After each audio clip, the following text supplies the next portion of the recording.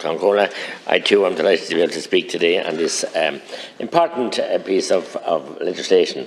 And Minister, I wish you well with it, and there's a huge job of work to be done. The Historic and Archaeological Heritage Bill 2023 will replace the National Monuments Act 1930 and subsequent amending acts. Malcolm Noonan, Minister of State for the Heritage and Electoral Reform, described the publication of this bill as a major milestone in making Ireland's historic heritage protections fit for the 21st century. He added that the work involved in revising and updating the 1930 Act has been substantial. The bill proposes a civil enforcement system be used as an alternative or to supplement the criminal proceedings new register. Minister, look, Malcolm Noonan and I spoke to him in the past about Knockclofty House Hotel, a wonderful period mansion, the late Lord Dunamore and Dunamore family, and indeed at the time of the atrocities and of the War of Independence and the Black and Tans, and I won't go quoting like President Biden when he mentioned about the rugby players and mixed them up with the Black and Tans. I'm talking about the real people who fought the Black and Tans, and my late father was one of them. Lord Dunamore allowed him to drill. The Irish Republican Army allowed him to drill in his orchard. He allowed him to sleep in the outhouses in Knockclofty House. He'd gone to the Tenerife War. Indeed, he was kidnapped in '74, I think, by a newer version of the Republican movement. But he was quickly released when the older people of my father's generation all put pressure on, because he was a good man. He went to the House of Lords and spoke out against the atrocities the Black and Tans were carrying out again on the Irish people. And that's how his house was spared and untouched until recent times, until the cowboy got it, and never really, by his own admission, paid a third of the price for it. So it fell into huge disarray. Predictability. I've raised it countless times here. Colleagues have raised it in the Senate. There was a small grant given by Malcolm Noonan's department, but wouldn't have put up shutters on the windows. There's 365 windows and one added for a leap year. And some great stories about Laffico Line Chicken, Beat Law, Cush Capel, like Laffico Line Chicken, the horse's ears, and God knows what. But anyway, thankfully, the receivers now, it's in receivers' ownership now. The last owner is finally ousted, and the house is wrecked. A wonderful hotel. I had people who wanted to make it a nursing home, but the planners didn't want anything to do with it. And it would have been a noble nursing home, majestic over the river shore. So, I mean, the last act wasn't fit for purpose. And this act, I believe, won't be fit for purpose either. Because we have a lot of heritage, a rich heritage to protect and to secure. A lot of heritage. And he's gone now, Deputy Shanahan, and we straddle parish and the county boundary. He talked about some areas in the Dacia.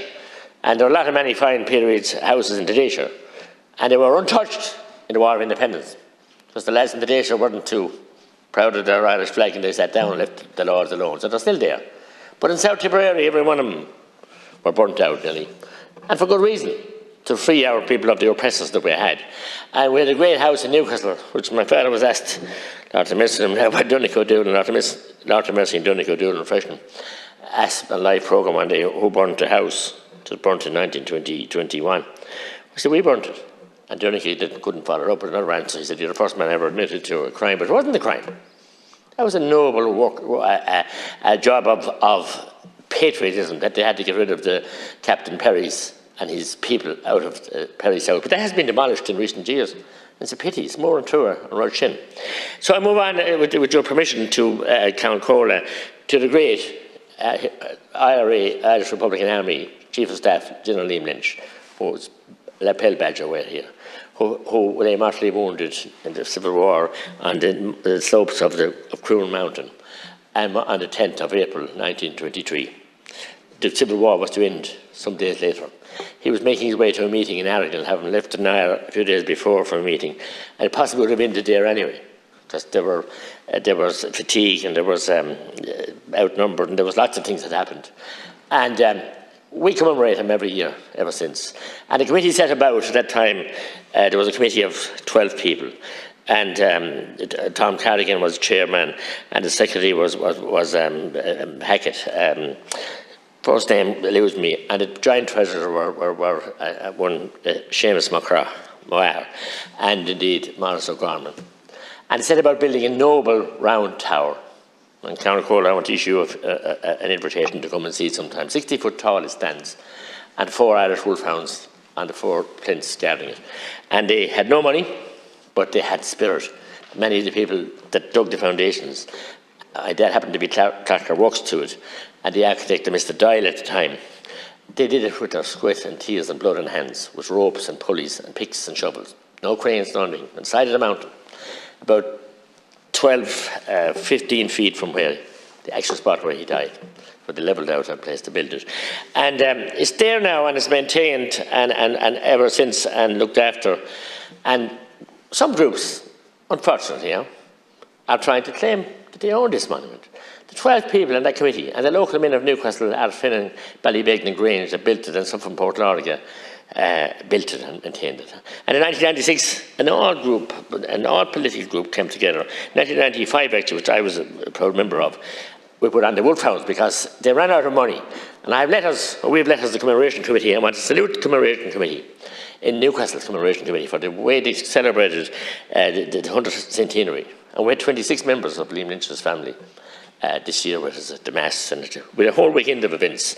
It turned out spectacular and a fitting tribute to that noble hero, who, as I said last night, in agriculture, wanted to go back and marry his fiancée Bridie and farm in County Limerick, but fate decided otherwise. He gave the ultimate sacrifice. But monuments like that need to be protected. We erected a sign, actually, for the weekend, and it's disappeared since. And we have groups who want to think they own the tricolour, they own the flag, and they want to claim they own monuments and they own commemorations and they own the dead in an effort to get into power themselves. But the people that built that and their ancestors are looking after it and preserving it, and will continue to do so. And we won't be intimidated or hunted off that mountain or besmirched or in any way tainted from celebrating in an honourable way the ultimate sacrifice that he paid. But I discussed actually last Sunday with a celebration, 175th anniversary of the model school in Clonmel, a wonderful celebration, a lovely building, beautifully restored by the Board of Works. And I was asked by some Board of Works people, and I might as well say it here, the test centre, Clonmel Driving Test Centre, was there for decades. I did my test out of it. And during COVID, great excuse to run out of Everher and go into a hotel. And people are turning up for the Park Hotel. People are turning to Albert Hotel now, are turning up for tests, and they can't find the centre. And they missed their test. That building is empty. And why don't they go back there? Why are we renting? Why is the Department of Transport renting property in a hotel? So they should go back and support that building, because it's a lovely, wonderful school there, Protestant denomination. Many people of all faiths went there. Wonderful, rich heritage. And I salute the principal, the board of managers, and everybody involved with that celebration. As you know, model schools were over England, Northern Ireland, and grammar schools and whatever.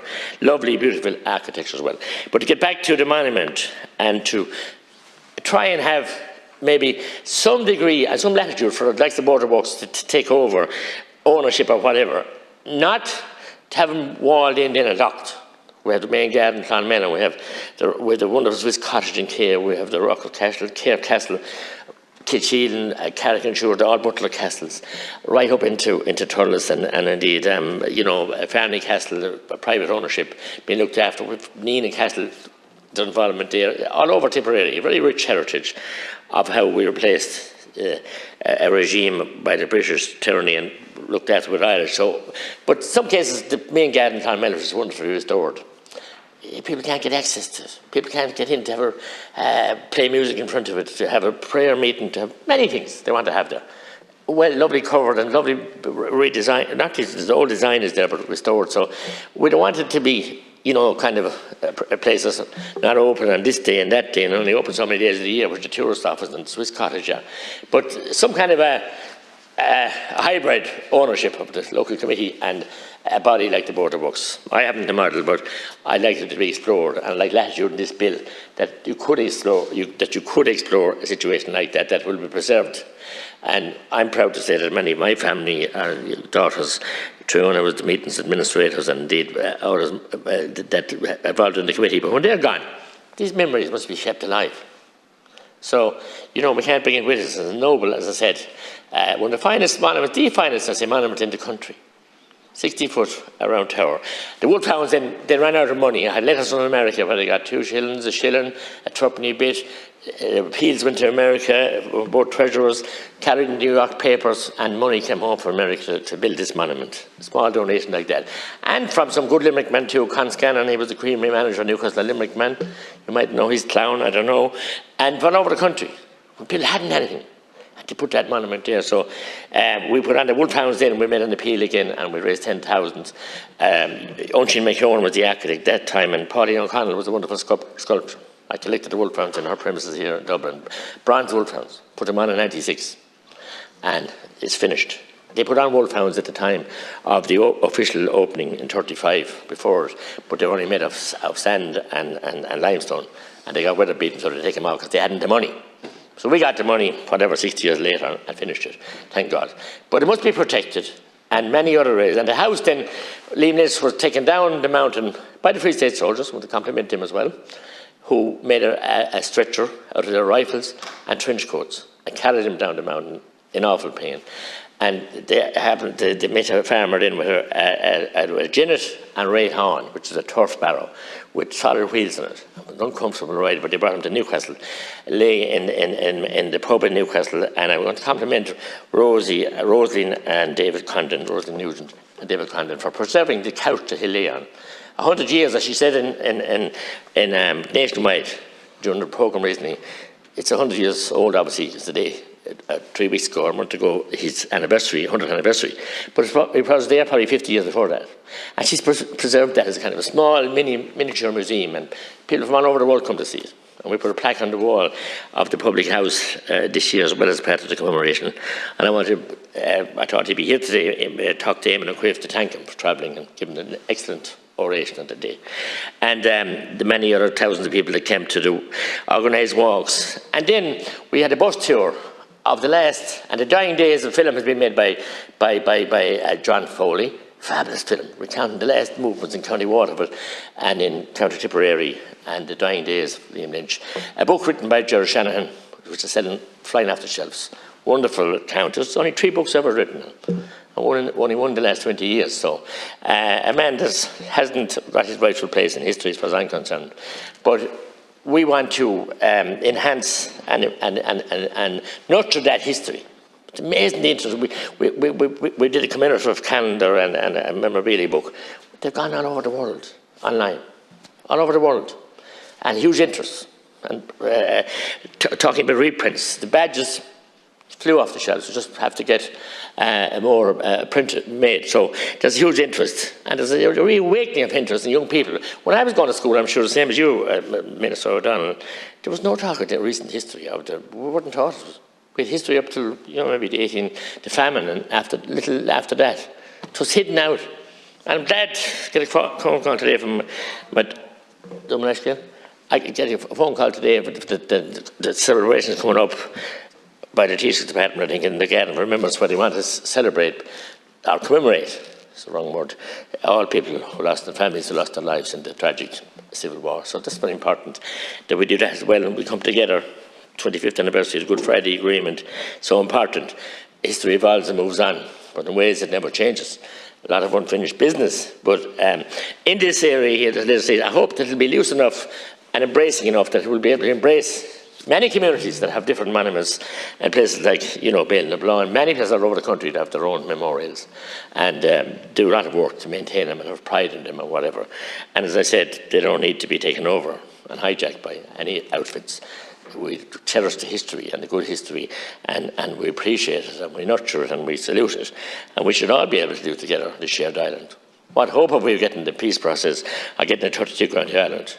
If monuments that the 3rd Tipperary Brigade Old Irish Commemoration Committee, which I was a PRO for decades on it, have done tremendous work over, and the late Archaeological was secretary, died only a couple of months ago, and they have monuments in all kinds of places where fatalities occurred and where people lost their lives. And some of them have been taken over by other organisations as if they were theirs. It's shocking. So we need a kind of a list, and a protected list. These people don't want it to be too protective, that's prohibitive, so, but we need a new model, as I said, in these times that we can have what we should have. There are many other areas of archaeological interest in Tipperary, and someone mentioned the lists. Yes, it's a sacrilege, as I'm concerned, to knock a list, and some people knocked them in places where there wasn't a lot of luck. So there are some fine protected lists, not protected, but that they are maintained untouched. Excellent part of our heritage, and we all have stories about the fairies, and maybe there could be a few of them around these buildings as well, and they're everywhere. But listen, they were protected and handed down in folklore and the stories, and what better way to learn our history, handed down from by tongue and by writing and whatever. So we need to nurture our history, recent and all, not way back in the past. Protect our houses, and houses like that Knofty house, we must get a reasonable fund to be able to put back the lid in the roof, so there's water pouring into it. It's just been destroyed before our eyes. So I thank you for your indulgence, Councillor Cole, and I look forward to working with you, Minister, with this legislation. Thank you. Thank you very much, Deputy McGrath. Now we